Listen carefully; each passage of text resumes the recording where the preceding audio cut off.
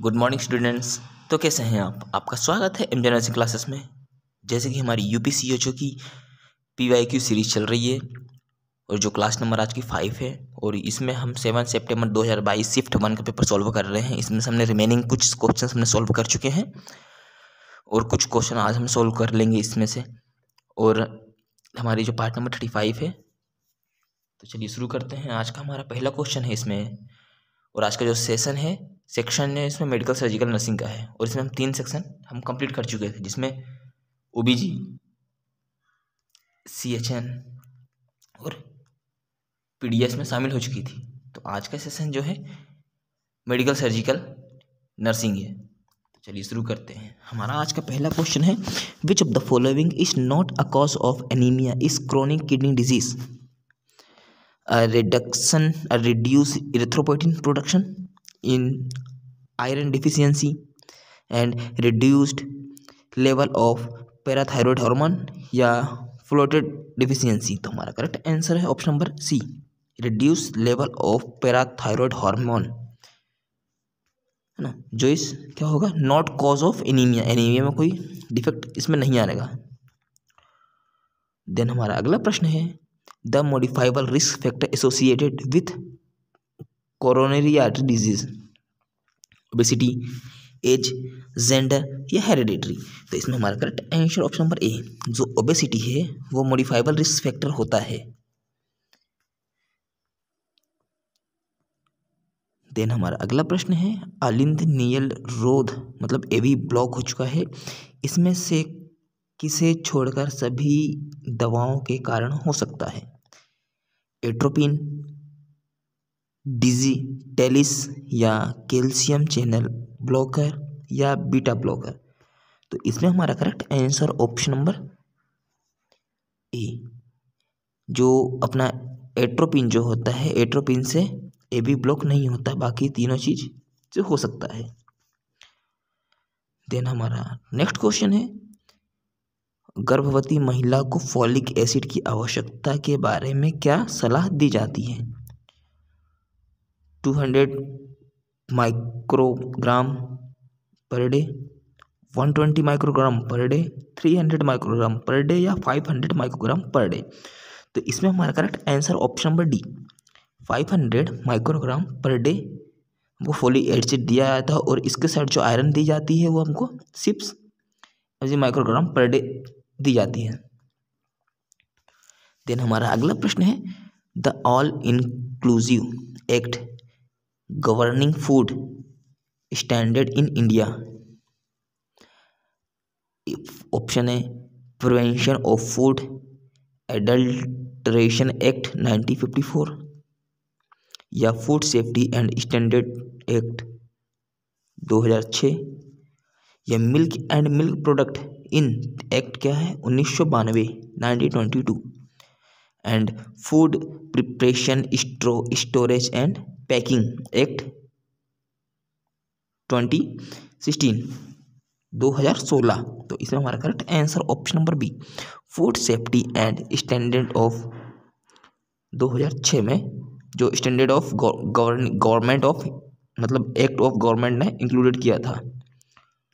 Then हमारा अगला प्रश्न है, भावनाओं, रवैया और विश्वास को चालाकी से प्रभावित करने वाला संवेदन के प्राप्त को क्या कहा जाता है? इमोशनल, रवैया एंड रिलेशनशिप प्रभाव को क्या किया जाता है? हॉरिजॉन्टल कम्युनिकेशन, वर्टिकल कम्युनिकेशन या वर्बल कम्युनिकेशन या परकशन सब कम्युनिकेशन। तो इसमें हमारा correct answer option number D, अनुनय संवादन, परकशन कम्युनिकेशन। देन हमारा अगला प्रश्न है, मल जल में नहीं होता है, मानव मलमूत्र, बाथरूम में अपशिष्ट जल, घरेलू रसोई में अपशिष्ट जल या उद्योगों में निकलने वाला ठोस कचरा। तो हमारा correct answer option number A, मानव मूत्र सूत्र। एंड अगला क्वेश्चन है, हरित पट्टी की स्थापना द्वारा वायु प्रदूषण को नियंत्रण करने का एक प्रयास, निगरानी, प्रतिस्थापना या तनुकरण, मंदन या संशोधन। तो हमारा correct answer option number C, तनुकरण। देन जो हमारा अगला सेशन है वो है हमारा मेंटल हेल्थ नर्सिंग का।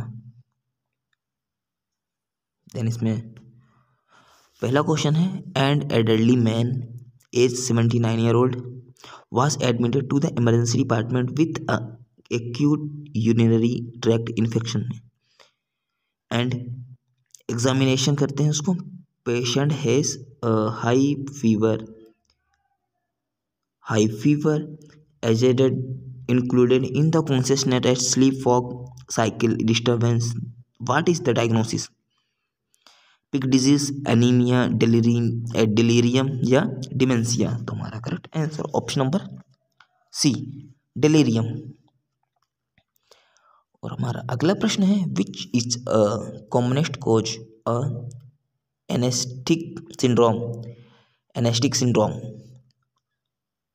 विटामिन डिफिशियंसी, एल्जाइमर डिजीज या कॉन्शियसनेस या हाइपोक्सिया। तो हमारा correct answer option number A, vitamin disease deficiency.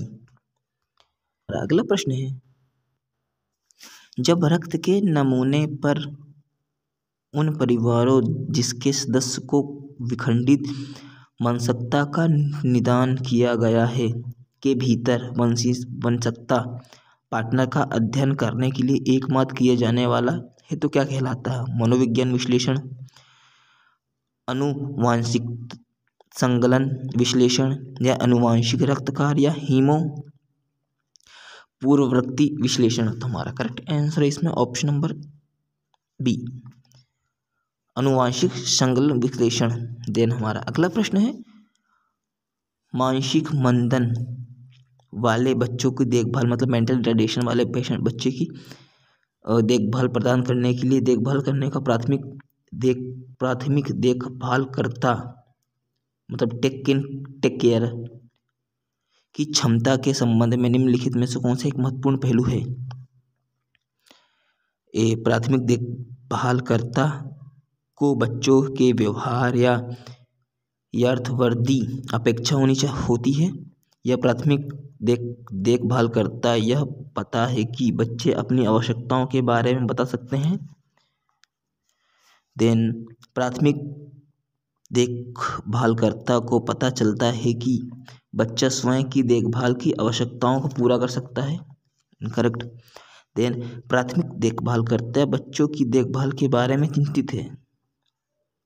Then इसमें हमारा करेक्ट आंसर होगा ऑप्शन नंबर ए, जो प्राथमिक देखभालकर्ता को बच्चों के व्यवहार की विविधता अपेक्षा होती है, मतलब उसके व्यवहार या उसके अटेंशन को उसको सुधार करना चाहिए।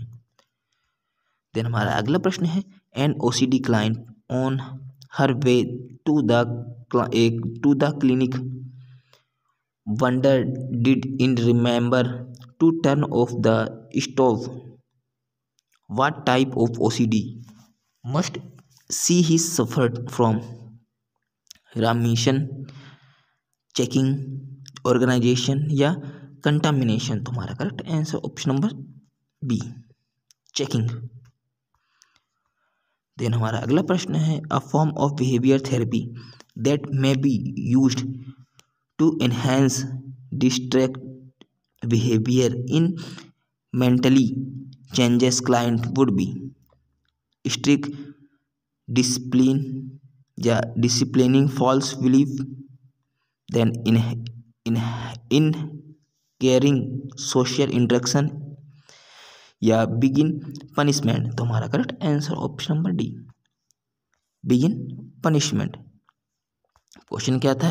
अ फॉर्म ऑफ बिहेवियर थेरेपी, मतलब बिहेवियर थेरेपी करवा रहे हैं तो use of enhance disorder disease behaviour mentally challenge, mentally जब चैलेंज करते हैं तो उसको हम पनिशमेंट भी दे सकते हैं।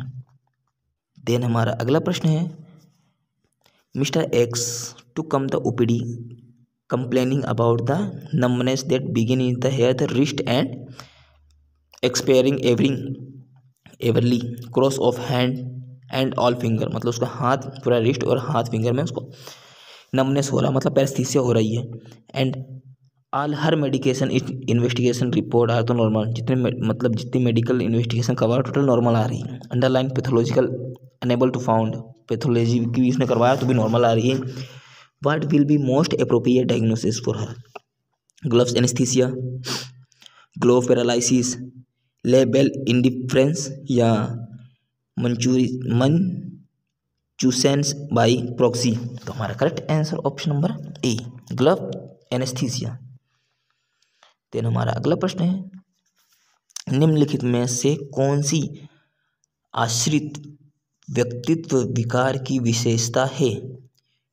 यौन अवैध यौन संबंधों की समय दिखाना, या अभिमानी व्यवहार या रवैया दिखाना, या कठोरता और हट दिखाना, या व्यापक और अत्यधिक देखभाल की आवश्यकता? तो हमारा correct answer option number D, व्यापक और अत्यधिक देखभाल की आवश्यकता।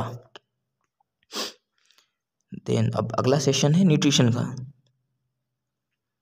देन हमारा इसमें न्यूट्रिशन का सेशन हमारा पहला क्वेश्चन है, which of the following is not true about nutrition screening?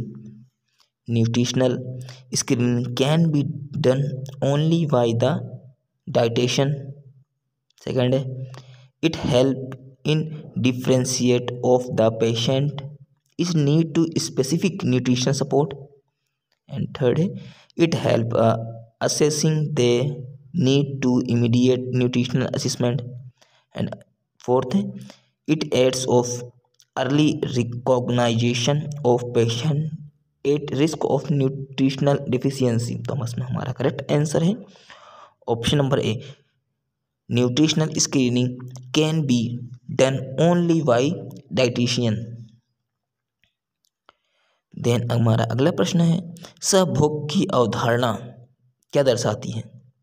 ऊर्जा का अत्यभोग, अत्युभोग, ऊर्जा का अल्पोपभोग, या सर्कल विखंडन, या ऊर्जा संतुलन बनाए रखना? तो इसमें हमारा करेक्ट आंसर ऑप्शन नंबर ए, ऊर्जा का अत्युपभोग।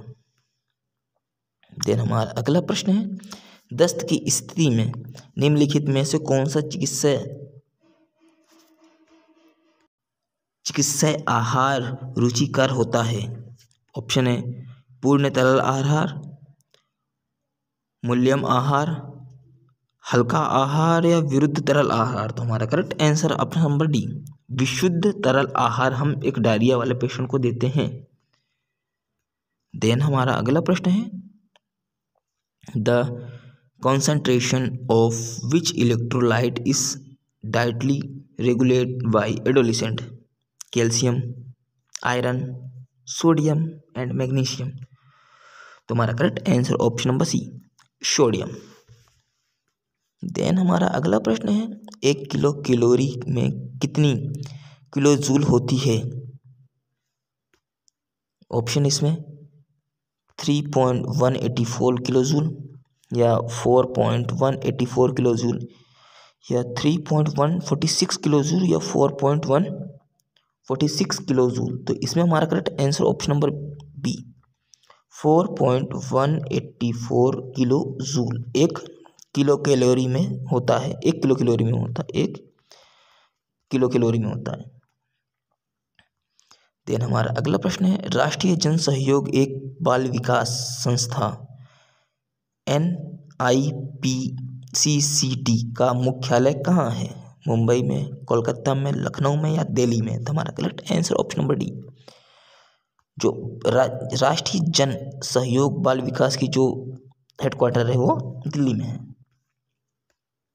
देन हमारा अगला प्रश्न है, सिवाय के निम्नलिखित में सभी मामलों में खाद्य पदार्थ को मिलावटी माना जाता है?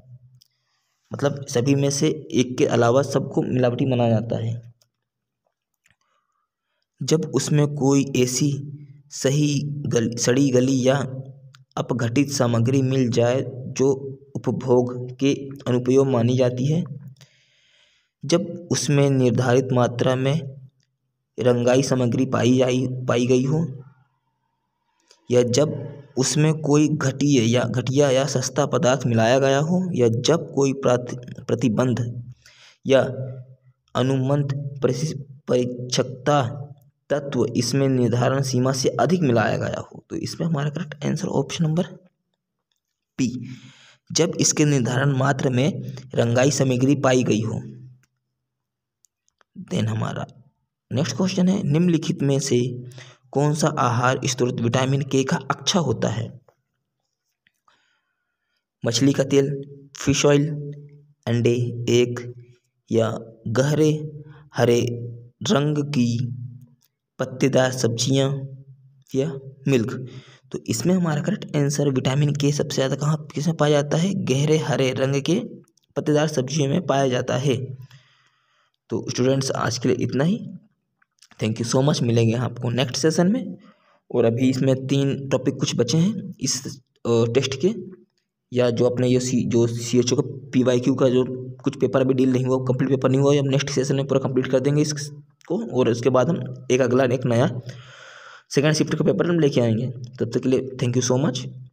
वीडियो में बने रहिएगा एंड प्लीज़ वीडियो को लाइक, कमेंट एंड सब्सक्राइब करिएगा। Thank you so much.